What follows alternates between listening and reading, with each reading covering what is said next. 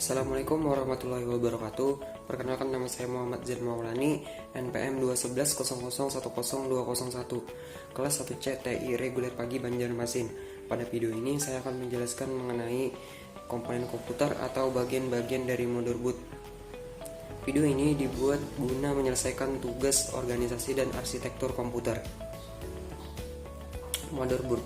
Pengertian dari motherboard atau dengan kata lain mainboard adalah papan utama berupa PCB yang memiliki chip BIOS atau program penggerak, jalur-jalur, dan konektor sebagai penghubung akses masing-masing perangkat.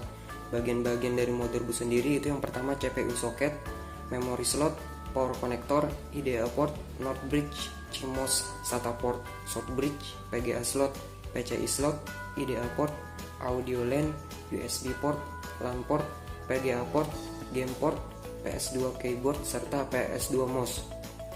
Bagian motherboard yang pertama yaitu soket CPU atau prosesor soket. Digunakan untuk menginstal atau menyisipkan prosesor. Ada dua jenis soket yang kita kenal, yaitu soket LIF soket dan soket ZIF. LIF singkatan dari Low Insertion Force, yaitu soket model lama, dan ZIF adalah singkatan dari Zero Insertion Force, adalah soket prosesor model baru.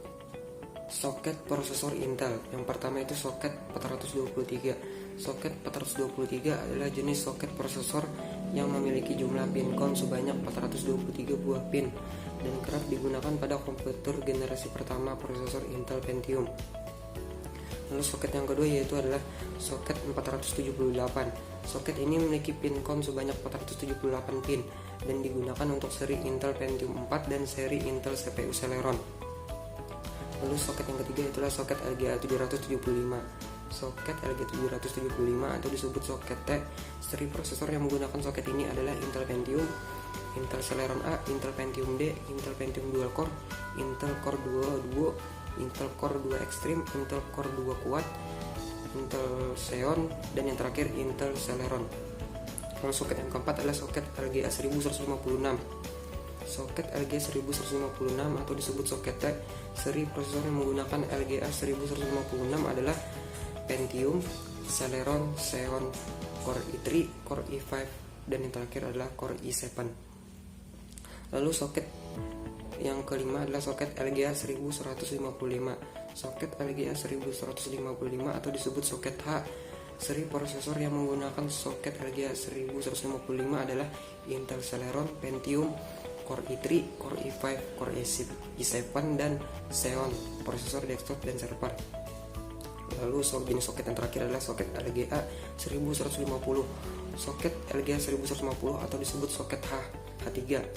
Seri prosesor yang menggunakan soket LGA 1150 adalah AL prosesor Intel, yaitu Xeon, Core i7, Core i5, Core i3, dan Pentium, dan yang terakhir adalah Celeron. Perkembangan prosesor mulai dari prosesor Pentium sampai dengan Core i9. Prosesor Pentium itu pertama kali dikeluarkan pada generasi kelima, yaitu Pentium Classic P54C. Chip ini merupakan prosesor Pentium pertama yang dikembangkan oleh Intel dan dikeluarkan pada 22 Maret 1993. Kemudian Pentium MMX P55C. Pentium P55C diperkenalkan pada 8 Januari 1997. Lalu Intel mengembangkan lagi pada prosesor generasi ke-6, yakni Pentium Pro. Pentium Pro diperkenalkan pada 1 November 1995. Pentium Pro merupakan prosesor RISC murni dioptimasi untuk pemrosesan 32 bit pada Windows NT atau OS 2. Lalu Pentium 2. Pentium 2 diperkenalkan pada 7 Mei 1997. Kemudian dikeluarkan lagi Pentium 2 Celeron A. Bagian yang menarik dari ketrige baru dengan 128 KB CCL2 di dalam CPU. Hal ini memberikan unjuk kerja yang sangat baik karena CCL2 bekerja pada kecepatan CPU penuh. Celeron 300A merupakan sebuah chip dalam kartu. Lalu Pentium 2 Celeron PPGA. Soket 370 baru untuk Celeron. Prosesor 400 dan 366 MHz 1999 tersedia dalam plastik pin grid array atau disebut PPGA. Soket PPGA 370 terlihat seperti soket 7 tradisional yang mempunyai 370 pin. Masih pada prosesor generasi ke-6, yakni Pentium 2 Xeon. Pada 26 Juli 1998, Intel mengenalkan ketiga Pentium 2 baru yang diberi nama Xeon, ditujukan untuk server dan pemakaian high-end.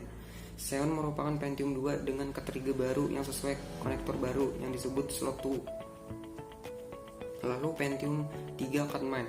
CPU P6 pertama dari Intel ialah Pentium Pro, kemudian didapatkan Pentium 2 dalam berbagai jenis, dan yang terakhir adalah Pentium 3. Lalu pada prosesor generasi ke-7, Intel tidak mengeluarkan versi terbaru, namun Intel mengeluarkan kembali versi terbaru pada prosesor generasi ke-8, yakni Intel Core 2 Duo. Prosesor generasi ke-8 adalah Core 2 Duo yang diluncurkan pada Juli 2007. Prosesor ini memakai mikroprosesor dengan arsitektur x86. Arsitektur tersebut oleh Intel dinamakan dengan Intel Core Micro Architecture.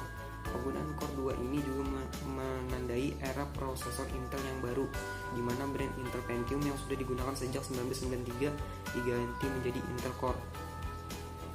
Berikutnya Conroe. Prosesor ini merupakan prosesor Intel Core 2 Duo yang pertama. Lalu ada yang namanya Conroe XE. Conroe XE sendiri adalah core prosesor dari Intel Core 2 Extreme yang diluncurkan bersamaan dengan Intel Core 2 Duo pada 27 Juli 2006.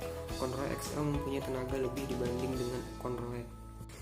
Kemudian Pentium 4 Prescott. Walaupun menggunakan nama Pentium 4, prosesor yang dirilis 1 Februari 2004 ini arsitekturnya sudah mengalami perubahan dari arsitektur Pentium 4 sebelumnya.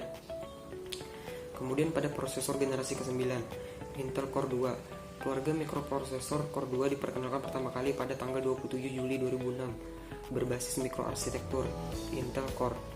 Diproduksi dalam beberapa versi solo, single core, atau satu into, hanya tersedia dalam versi mobile. Duo, dual core atau 2 inti, quad core atau 4 inti, dan menyusul pada 2007 versi extreme, 2 atau 4 inti. Lalu berikutnya Intel Pentium D. Intel Pentium D dirilis pada 25 Mei 2005. Prosesor 2 core yang kedua core-nya tidak berada dalam studi. Prosesor ini memiliki 2 D yang masing-masing berisi 1 core. Pada prosesor generasi ke-10 hingga sekarang, Intel mengeluarkan Core i3. Pada Core i3 hanya memiliki 2 core, hyperthreading 4W. Core i5, pada Core i5 memiliki 2 core, hyperthreading 4W dan turbo boost. Kemudian Core i7, pada Core i7 memiliki 4 core, hyperthreading 8W dan turbo boost. Kemudian yang terakhir Core i9. Core i9 lebih dingin, hampir 8 derajat dibandingkan Core 2 quad, Core i5 dan Core i7. Untuk gaming kelas FPS, Core i9 memiliki angka relatif. Kemudian bagian motherboard yang kedua adalah North Bridge, adalah bagian yang menghubungkan prosesor CPU ke sistem memori dan grafik controller AGP dan PCI Express melalui bus berkecepatan tinggi dan ke South Bridge. Dengan demikian, North Bridge bertugas untuk mengendalikan atau menangani komunikasi antara CPU, RAM, AGP atau PCI Express dan South Bridge. Bahkan pada sebagian chipset di dalam North Bridge juga berisi integrated video controller atau disebut pengendali video terintegrasi. Kemudian bagian motherboard yang ketiga adalah Short Bridge. Short Bridge adalah bagian dari chipset komputer, membantu CPU berkomunikasi dengan komponen lain pada motherboard. Ini fungsinya mengontrol I/O atau perangkat input dan output yang lebih lambat. Lalu bagian motherboard yang keempat adalah slot RAM. Slot RAM adalah komponen pada motherboard yang digunakan untuk menyisipkan RAM. Jenis RAM mulai dari DDR sampai dengan DDR4. Yang pertama itu DDR RAM. DDR atau sering disebut dengan double death rate. RAM generasi 1 merupakan memori yang mulai menggunakan teknologi double clock cycle. Ini berbeda dengan SDR, single death rate, RAM yang hanya mampu melakukan single clock cycle. 2. DDR2 RAM. DDR2 RAM memiliki clock cycle 2 kali lebih banyak, artinya kemampuannya 2 kali lebih cepat dibanding DDR1. Memori clocknya terentang dari 100 MHz sampai 266 MHz. Jenis DDR2 memiliki nama standar DDR2 400, DDR2 533, DDR2 667, DDR2 800, dan DDR2 1066, dan frekuensi transfer antara 400 sampai dengan 1966 MHz. 3. DDR3 RAM. DDR3 RAM dari segi memori clocknya tidak jauh beda dengan DDR2, yaitu 100 MHz sampai 266 MHz. Bedanya terletak frekuensi transfernya yang lebih tinggi, yaitu mencapai 2133 MHz. DDR2 maksimal hanya sampai 1066 MHz. dan voltasenya yang lebih hemat yaitu hanya 1,5 volt.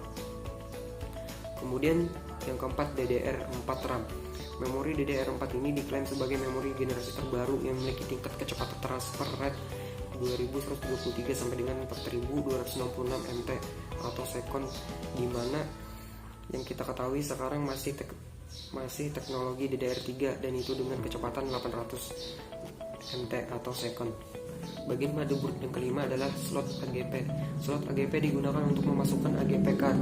AGP atau singkatan dari Accelerated Graphic Port adalah slot untuk kartu grafis yang ditujukan untuk game 3 dimensi. Letaknya selalu di samping slot PCI. Lalu bagian motherboard yang keenam adalah slot PCI. Slot PCI digunakan untuk menyisipkan ADD on card seperti kartu LAN, kartu sound, dan kartu TV toner. PCI adalah singkatan dari Peripheral Component Interconnect. Kemudian bagian motherboard yang ketujuh adalah CMOS atau disebut Complementary Metal Oxidate Semiconductor.